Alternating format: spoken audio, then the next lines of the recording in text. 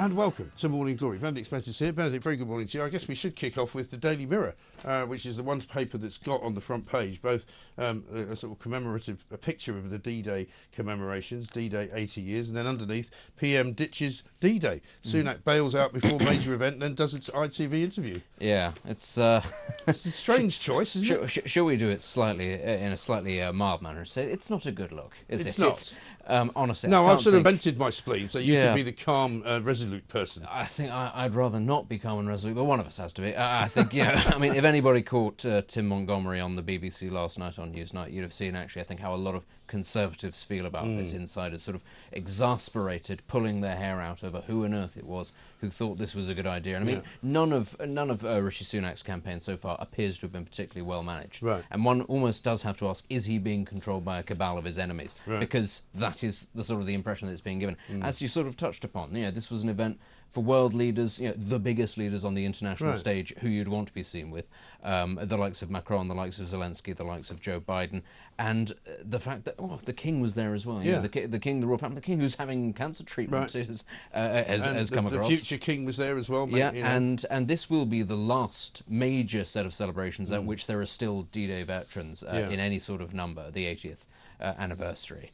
This was one final opportunity. I mean, Emmanuel Macron was there handing out the Legion d'honneur to paratroopers and people who would, American servicemen. And where was our Prime Minister? Racing back for an interview with Channel 3 on the box, which isn't even going to go out until next week. Wednesday. It wasn't a press. It wasn't like it was a TV debate or anything like that. It was something that was pre-recorded. And if you arrange to do something like that, and then without realising that June the 6th is actually D-Day, one, you're an idiot. Two, if you then realise that it is D-Day, why don't you cancel it and say, can we do it on Thursday? Or next Saturday. You could, even if you were staying overnight in Normandy, you could say to ITV, look, if you want this interview, you come here, I'm the Prime Minister, and this is D-Day. I think that there are very few occasions where you can pull rank and go, actually, this is more important, and that's probably one. If he's that desperate that he's having to sort of take the slots in his schedule, and he's having to go to them, and he's having to sort of renege on promises to stay at these sorts of events, well, what's the point of you being Prime Minister? That's not the it makes absolutely no sense, and it can only make any sense on the basis that it was done deliberately. That he knew what he was doing, and he thought it would be okay.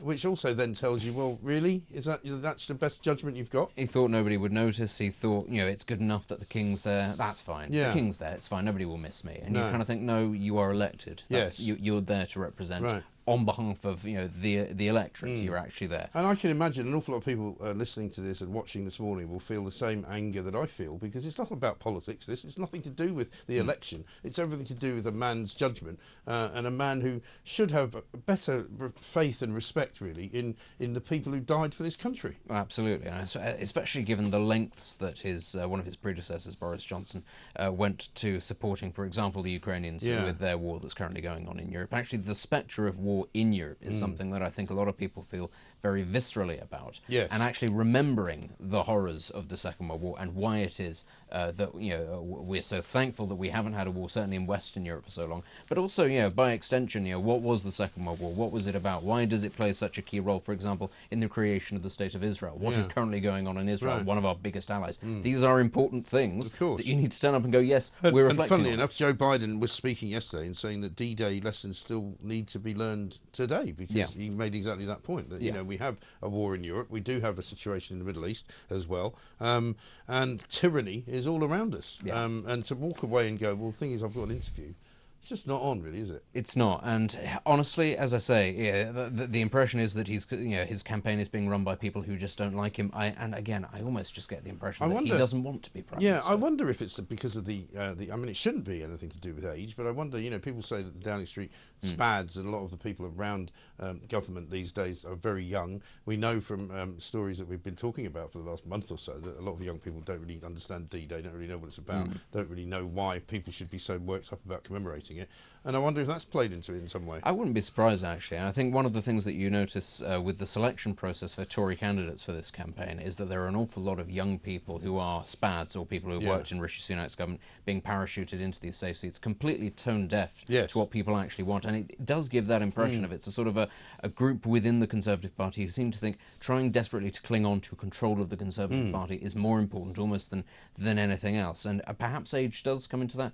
but I'm not even sure so much much that it's just that. I think it's just a group of people who think that their time is more important than anyone else's. And actually, this is perhaps one of the few times that you think, no, really, this is a time you should be giving up, and it doesn't matter if it's for, if you think it's a good photo opportunity or just to be respectful. Actually, you stay there, you do the job. That's why you stand to be Prime Minister. Absolutely. Keir Starmer was even there, and he stayed till the end, apparently speaking. Well, so a lot of people saying this morning, well, he looked more prime ministerial than Rishi Sunak did. Well, he is going to be the next Prime Minister, so that makes a lot of sense. You might as well get ready for it. There were no photo opportunities from Keir Starmer. He just stayed. He was sort of very respectful. He didn't try and hog the limelight. There was absolutely no sense of electioneering, and by doing that, by actually not trying to think about the election, he's come off as by far the more prime ministerial of the two. Yeah, absolutely right. Now, I mean, obviously, we'll be giving full analysis and debate throughout this particular show and throughout the election period to all of the parties during this campaign, which takes us on rather nicely to the I newspaper, which has got on the front page, reform surges again as new polls show the Farage effect. So 5 points that they've climbed since Farage came on. So we've got Labour on 42%, Conservatives 23%, Reform on 16%, Liberals on 9%, the Greens on 6%, SNP on 4%, others 1%. So the tide is rising, as it were. It is a curious thing, isn't it? The timing, I don't believe for a second Nigel Farage thought about it overnight and decided to change the entire direction, not only of his life, but potentially the Conservative Party. I think that this was in the works. Do you think that was always the plan? I think it was. I mean, I know we spoke to Isabel Oakeshott about this, and she said it was always the plan. And I think what she meant by that was that it was always the plan for him to do exactly this, but in autumn. And maybe it wasn't the plan to do it in July. I suspect that's probably true, that he thought he had a bit more time. But I also think the whole, dithering, am I, won't I, will I, won't I, I think that was all part of the act as well. I think he always knew the second that the election was going to be called that he would be throwing his hat into the ring a couple of weeks in to give himself the maximum sort of opportunity to deal damage to the Tories without then giving them sufficient time to sort of fight back, if you like. Because as you can see, the polls are very much sort of eking up in his favour and Reform's favour. And right now the Tories are sort of flailing around. They can't find candidates for certain seats. Right. They can't, select people properly. There's talk of defections. Yeah. It's causing chaos at CCHQ. And that's exactly what he wants. And this is the thing. He probably he's a disruptor, isn't he? He is, and that's always been what he is. He's very good at, throwing a grenade into the bunker and seeing what happens and, spooking the mainstream politicians. He's very good at, I suppose, having one goal, sort of a one focus. And if this is just trying to deal the most damage he can do to the Tory party, you suspect he'll be very successful at it. But the thing is, even as things currently stand, Reform probably won't get very many seats. No. If they just got 4 seats, but that would be fantastic. But if they got 4, that would be a major victory for them, wouldn't it? It would, and the thing is, it gets them through the door. And I think once you've broken through that glass ceiling, once you've shown people actually you can vote for another party and get them into Westminster, and now look at how much of a voice that they'll have, that's the key thing. And that was always UKIP and the Brexit Party fault. Their major failing. They weren't quite able to get over that hump. They were able to get defections, Mark Reckless, Douglas Carswell, those sorts of people, but that wasn't the same as going into an election and winning on the stump. Winning. No, absolutely right. Well, we're going to talk about the Greens coming up because they're on the front page of the Times, a big story about an anti-Semitism storm for them. Also, a lot of tax stories in the Daily Mail today. There's talk about raising more taxes sort of by stealth, of course, for the Labour Party. That's by Rachel Reeves. And also the child benefit going up under Jeremy Hunt. We'll bring you more on that with me and Benedict Spence coming up next right here on Morning Glory.